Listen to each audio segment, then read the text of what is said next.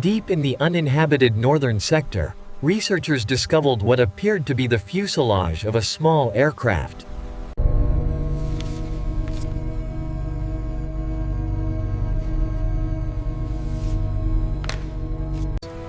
And in a few weeks, a team of experienced researchers, including an African-American male captain and a Caucasian female Marine. We are currently crossing the coast. ETA remains unchanged at 1600 hours. And the fact that for 8 to 9 years, almost everyone looked in the wrong direction.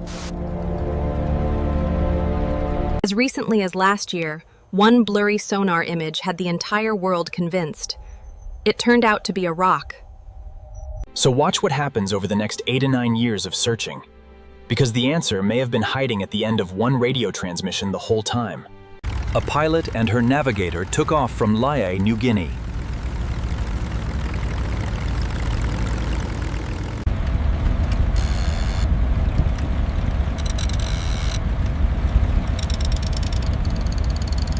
Ahead of them lay the hardest leg of the entire trip. Around 2,500 miles of open ocean to a flat speck of coral called Howland Island. Howland is barely 2 kilometers long and only a few meters high. To reach it after 20 hours in the air, they had to hit it almost perfectly. KHAQQ calling Itasca. We are running north and south. We have her now. Loud and clear, sir. This is an emergency broadcast. Does anyone read? We are losing power. This is Flight 501 declaring emergency at 8:44 a.m. We've lost engine 1 and 2, descending rapidly. They were running along a navigation line. 157337. That line is the single most important clue in this entire story. A straight bearing running northwest to southeast, and it passed directly through Howland Island. Path diverged here. One way led to the empty, unforgiving ocean. The other, through this treacherous cluster of islands.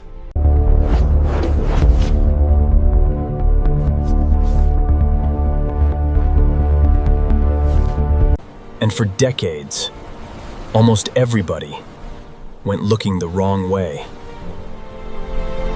Here is the theory that trapped them: that she ran out of fuel, crashed into the sea near Howland, and sank. And it sent search teams sweeping the seabed for the wreck. In January of last year, it looked like someone had finally done it.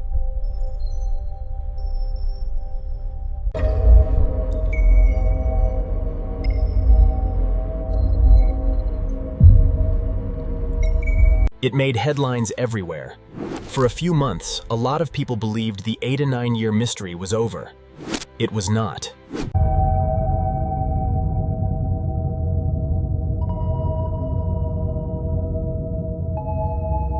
And this is what turns that failure into a clue. The sonar worked. The robot worked. A weak link may have been the premise underneath the entire search. The quiet assumption that she went straight into the sea near Howland. But what if she found that line, turned southeast, and kept flying? Follow that line southeast about 400 miles past Howland, and you arrive at an uninhabited ring of coral.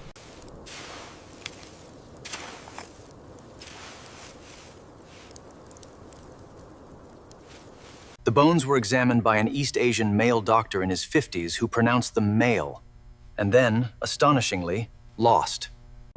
In 2018, we compared the original 1940 measurements using modern digital analysis. They matched her estimated build more closely than 99% of the population.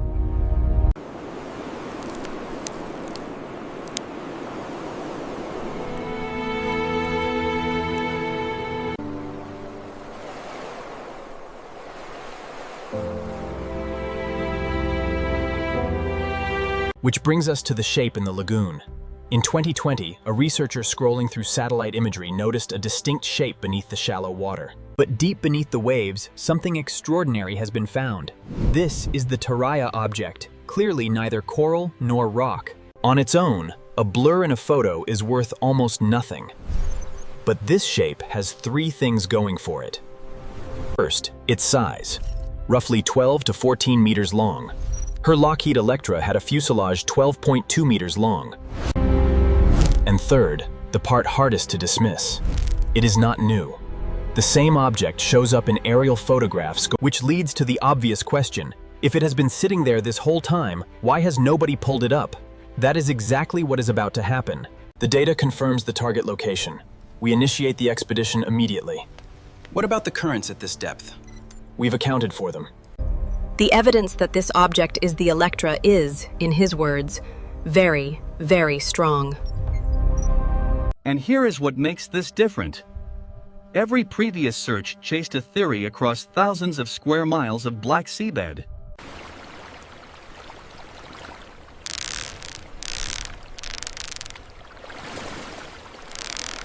And they are not sailing all that way just to take another photograph.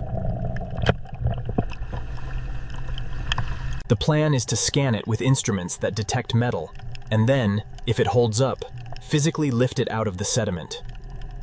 But there is another side to this, and the most important doubter is the last person you would expect. A coconut palm, washed into the lagoon by a storm, fooling a satellite the way rocks fooled the sonar. And the deeper problem has not gone anywhere. The bones from 1940 are lost, which means there is no DNA. Three things could have solved this mystery decades ago. None of them happened. Search the right end of the line. For most of a century, teams poured millions into the deep ocean, when the only clue she left pointed the other way. 2. Keep the bones.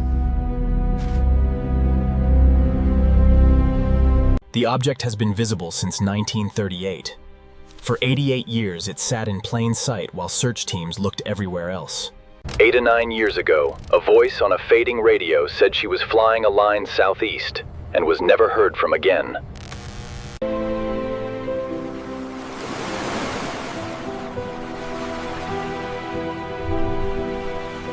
In a few weeks, a ship is going to sail out to it, and someone is going to find out what it is. Either they pull a lost aircraft out of the Pacific. The truth was in the photographs the entire time. Nobody looked.